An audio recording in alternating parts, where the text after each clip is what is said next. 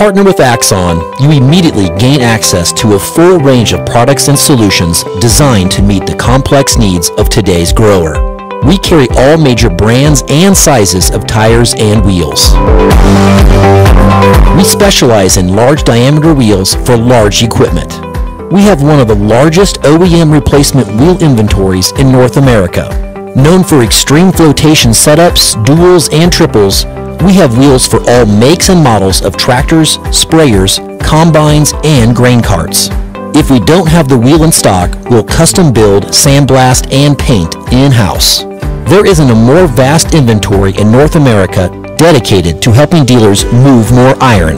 With facilities on the West Coast and in the heart of the Midwest, leverage our 230,000 square feet of indoor inventory to solve any problem a grower may have. Move more iron with Axon.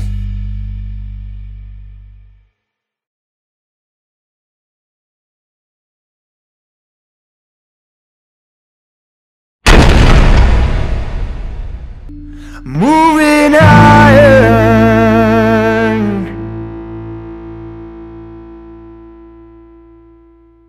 Hello and welcome to Moving Iron Podcast. Marcus with Shawn Hackett. Shawn is with Hackett Financial out of Boca Raton, Florida, and he's nice enough to come on and talk about what's happening. Shawn, I almost told you you're part of Boca Raton, Florida, and from Hackett Financial. So, well, my reputation must be getting pretty good here then. yeah. So, yeah. All right. So, Shawn's nice enough to come on and talk about what's happening in the marketplace. So, Shawn, how you doing, buddy? I'm doing good, Casey. Doing really good. Looking forward to a long weekend where Yep. Markets, my forecast is markets are going to be flat into Sunday night. So, yeah, after we close today because they're not open. So I'm sticking with that forecast. Yeah, no change all the way. No through. change. Yeah. Friday, I think we're going to have very, very, very, very quiet markets.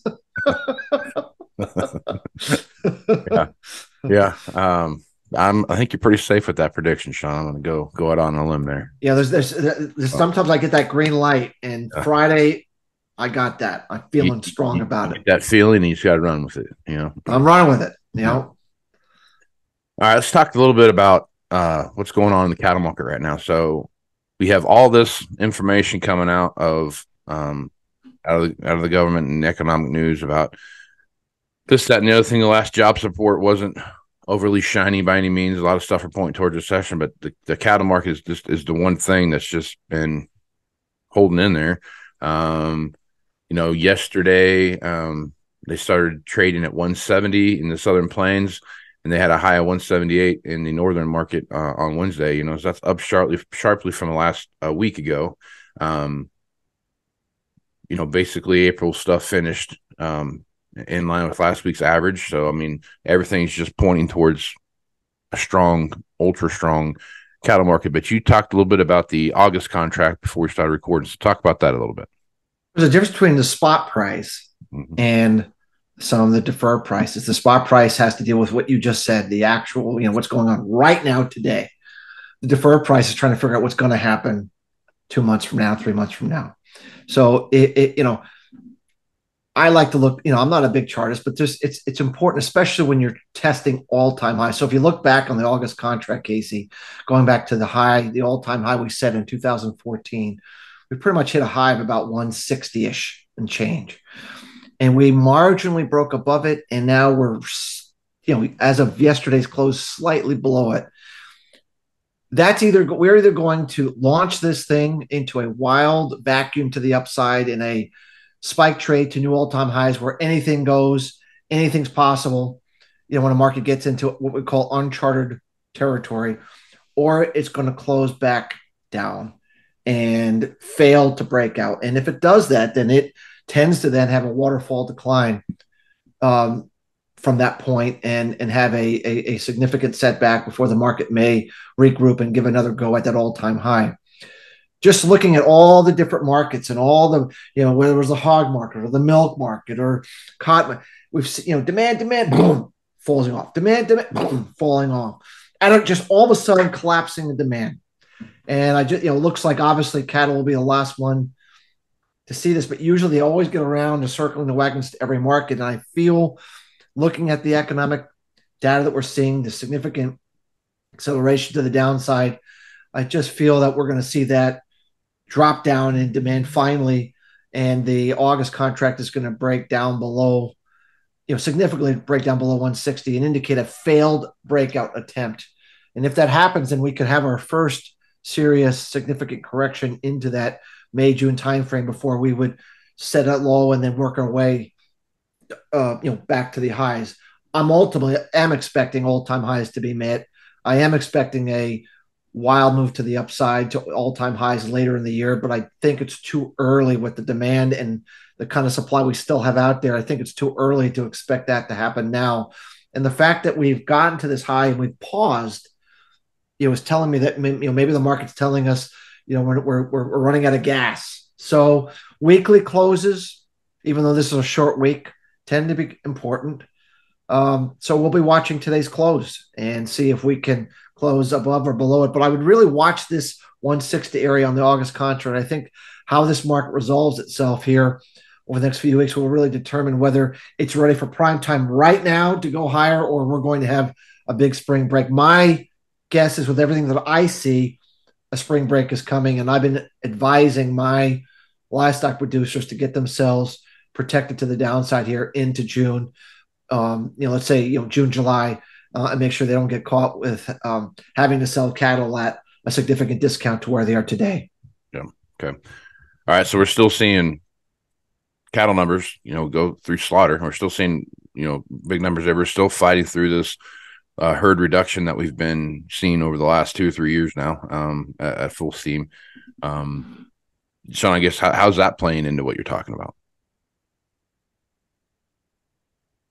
Well, look, there's enough supply coming in right now, even though we know the long-term numbers are going to continue to fall, that if we get that break in the consumer demand for beef, we will have a quick knockdown. I mean, meaning it's like we're not really seeing the slaughter rates dramatically lower from a year ago, to the point where demand, we think later in the year, you can have weak demand and it really won't matter because Right. the slaughter rates are going to be down so much. It's still not going to be enough.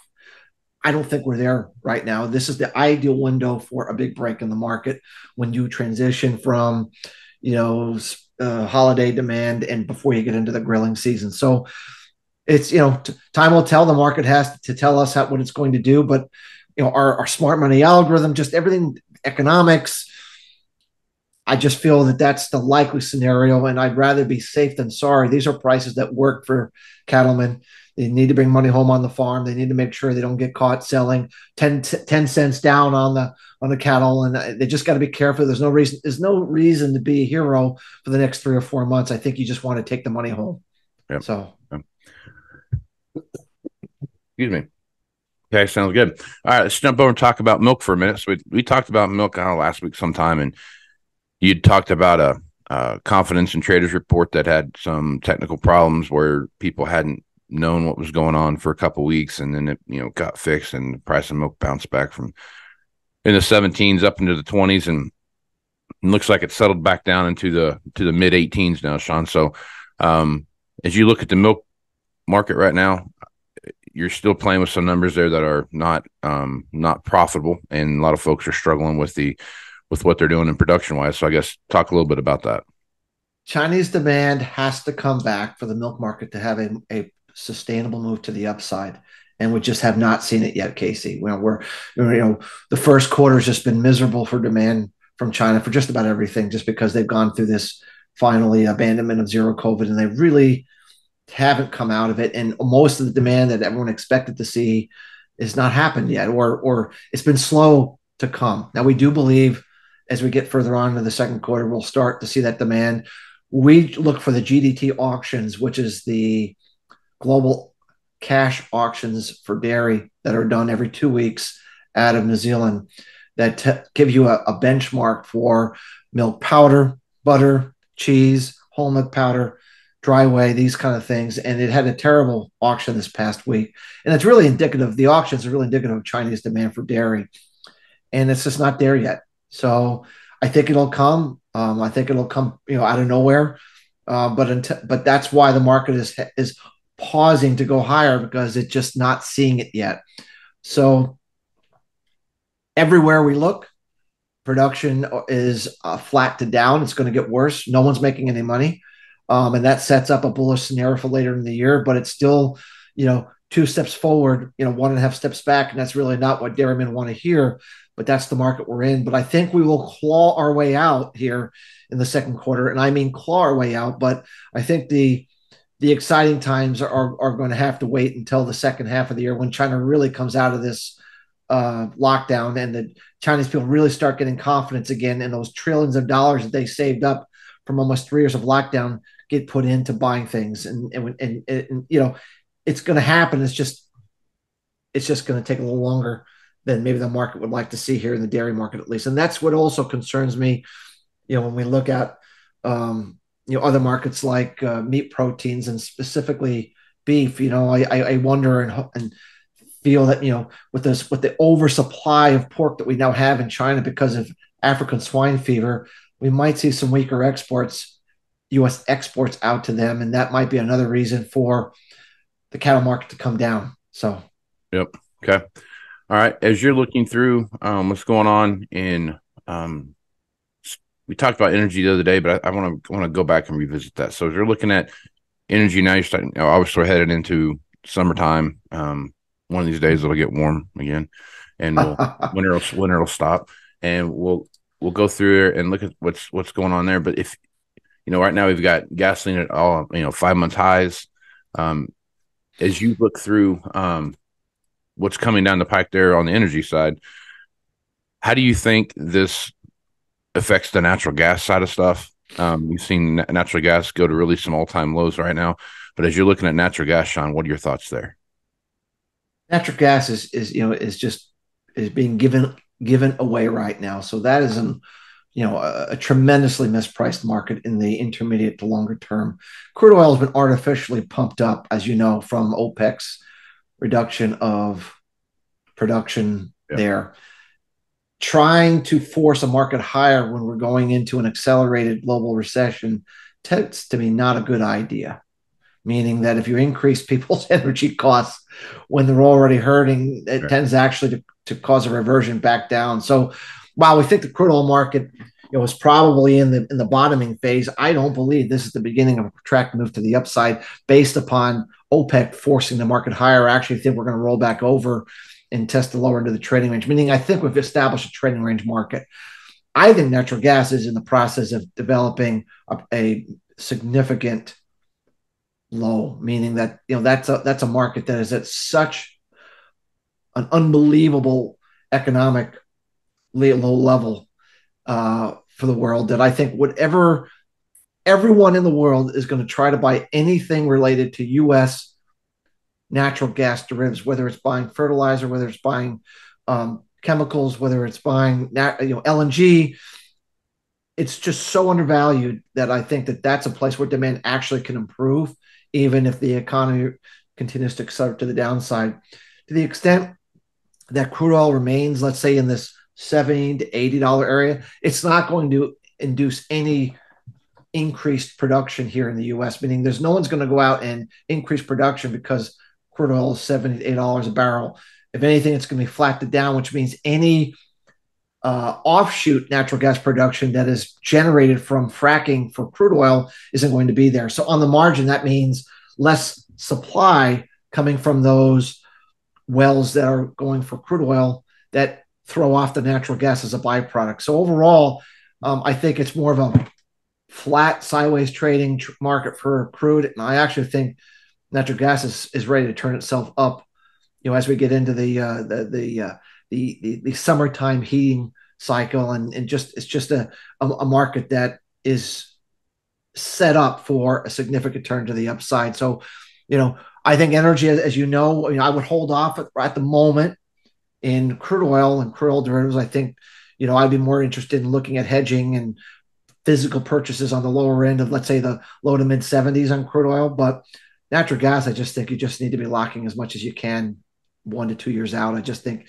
anyone that's not locking in natural gas and natural gas byproducts, propane, you name it, they're going to be wishing they had.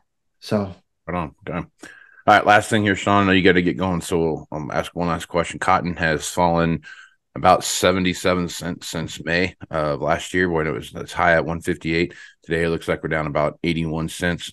Obviously, it's indicator of what's going on in the overall economy. You start looking at cotton. Again, China has a lot to do with that as well. So looking at the cotton market, Shawn, what are your thoughts there? Well, whenever you're dealing with a cyclically sensitive commodity like cotton to the economy, there's times where you worry about demand. There's times where we worry about supply. The time that demand can win out is when you're not during the growing season, when you're in between growing seasons like we are now. That's where people say, oh my gosh, demand's terrible. It's going to, it's going to zero. It's terrible. We're never going to see demand ever come back. And that's keeping this market depressed. And it may keep it depressed for a little while longer. But once we get into the heat of the planting season, later on in April, into May, and we start getting into the growing season, then Mother Nature, the supply side of the equation, starts taking precedent over the demand side of the equation. And then people more worry about what's supply going to be and how's that going to interact. And they let that determine their emotions and their psychology towards the marketplace. So I kind of feel that maybe there's one more move down here, kind of a retest of the lows, or that mid 170s area, that mid 70s area that we've been at into mid late April. But I think once we get beyond that, the market's going to look at how low the acreage is going to be, how many of those acres in Texas are going to be abandoned because of severe drought, which we continue to have there, what kind of yield are we going to have, and demand's not going to zero. There's going to be demand out there. And so I think that as the market worries about production and the supply side, we can see a rally in the market as we get into the late spring, early summer timeframe. So, I kind of, if I'm a physical buyer of cotton, I kind of want to be eyeing that 75-cent area on the December contract for kind of protecting my upside price risks as we go into the summer growing season. Oh, okay. Well, Shawn, good stuff there. Folks want to reach out to you and get more information about what you're doing over at Hackett Financial. What's the best way to do that? I can look at our Twitter page at Fairdex11, our LinkedIn page by searching Shawn Hackett or Hackett Financial Advisors, or go to our website at hackettadvisors.com. We post from time to time interviews and that go over a lot of these climate cycles and capital flow cycles and fundamental cycles that we follow to give some of our long-term price forecast that people can stay abreast with what our thinking is. Right on. Shawn, appreciate you being on the podcast, man. Thanks, podcast. Thanks, podcast. You're welcome. Thanks, Casey. I'd love to be on your podcast. Right on. Have a blessed Easter, sir. Have a good one. You too, Casey. Thanks. Bye. Right on. I'm Casey Seymour. You can find me on Facebook, Twitter, and Instagram at Moving Iron LLC. You can go to LinkedIn at Moving Iron Podcast, and you can go over and see the video version of this over at the Moving Iron Podcast YouTube channel. Go to Moving Iron LLC for everything Moving Iron related, and go see the information for the Moving Iron Summit coming up here in Nashville, Tennessee, September 11th through the 13th. All the registration information is there, as well as speaker information and breakout sessions, which will be posted here directly. So, if you need more information about that, send me an email at MovingIronPodcast on MovingIronPodcast.com, and I'll make sure to get back to you as soon as possible. So with that, I'm Casey Seymour. We're Shawn Hackett. It's going to be smart, folks. Out.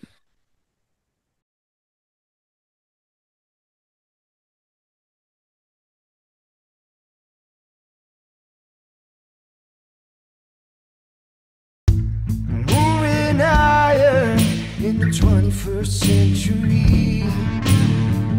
Hardwood